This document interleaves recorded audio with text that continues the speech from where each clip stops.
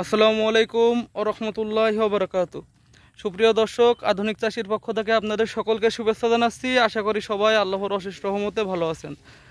দর্শক ভাইরা, আলহামদুলিল্লাহ আল্লাহর অশেষ রহমতে আমিও খুব ভালো আছি। দর্শক ভাইরা, আজ আমি আপনাদের আমার স্বপ্নের প্রজেক্ট, আমার ড্রাগন বাগান, সেটি আপনাদের দেখাবো। যদিও আপনারা পরিচিত আমার পেয়ারার ভিডিও নিয়ে, ইনশাল্লাহ পেয়ারা চাষ সম্পর্কে ইনশাল্লাহ ভিডিও সামনে আসতে কীভাবে বর্তমান সময়ের পরিচর্যাগুলো কীভাবে করবেন এই বিষয়ে ইনশাল্লাহ সামনের ভিডিওয়ে কথা বলবো। এখন আমার ড্রাগন বাগানটা আপনাদের দেখাচ্ছি। আমার এই যে বাগান, এ বাগানের বয়স আপনার 8 মাস চলছে। 8 মাসের বাগানটা কেমন হলো অবশ্যই আপনারা জানাবেন। আমার টোটাল এখানে 8 বিঘার প্রজেক্ট, আর এক জায়গায় আছে 6 বিঘা।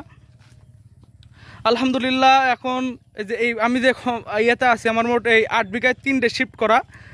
এখানে আপনার 2.5 বিঘা মতন আছে। এটার বয়স 8 মাস। এটা আপনার হচ্ছে হাইব্রিড, থাই হাইব্রিড যেটা বলে, রেড ভেলভেট, এই জাতটা আছে বেশি। এবং আর যেটা আছে সেটা আছে আপনার বোল্ডার, কিছু বোল্ডার চলে এসেছে, মিক্সড। এটা আপনার হচ্ছে এই বাগানটা দেখুন। আলহামদুলিল্লাহ আমরা টুকটাক ফলন পাচ্ছি। দেখুন দেখা যাচ্ছে আমরা নিচে কিছু ফলন পাচ্ছি আল্লাহর রহমতে, এবং কিছু কাটাও আবার ফাটছে আমাদের। খুব শীঘ্রই আমরা ভালো ধরনের ফলন পাবো বলে আশা করছি। আর সামনে আপনারা যেটা দেখাবো সেটা হচ্ছে আমাদের যে দেশি জাত বলে সেটা, বা আপনার ভিয়েতনামি রেড। দেখুন আল্লাহর রহমতে মাশাআল্লাহ আগায় আমাদের ফলন চলে আসছে আলহামদুলিল্লাহ। এখন আমরা আমাদের ড্রাগন প্রজেক্ট নিয়ে মোটামুটি সন্তুষ্ট। এখন মোটামুটি একটা ধারণা এসেছে ড্রাগন চাষ কীভাবে করতে হবে, এবং ড্রাগন চাষ সম্পর্কে আপনারা যারা জানতে চান এখন থেকে নিয়মিত আপডেট দেওয়ার চেষ্টা করব ড্রাগনের উপর। আমি 8 মাস ধরে শুধু আপনার ড্রাগন চাষটা শিখেছি। এখন আরও অনেক কিছু শিখতে হবে, জানতে হবে, জানারও কোনো শেষ নেই, শেখারও কোনো শেষ নেই। সেগুলো নিয়ে আপনাদের সাথে আলোচনা করব। কোনটা সঠিক করলাম, কোনটা ভুল করলাম। আপনারা জানেন আমার একটু এক্সপেরিমেন্ট করার আছে, আমি পেয়ারাও করি, ইনশাল্লাহ ড্রাগনও করব।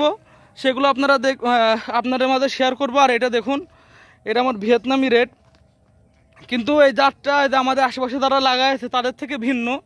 এখন ভিয়েতনামি রেড বা ভিয়েতনামির কি সেটা জানি না, কিন্তু আমাদের এই এলাকায় এটা দেশি বলে, ছোট তো কিন্তু ধরে প্রচুর।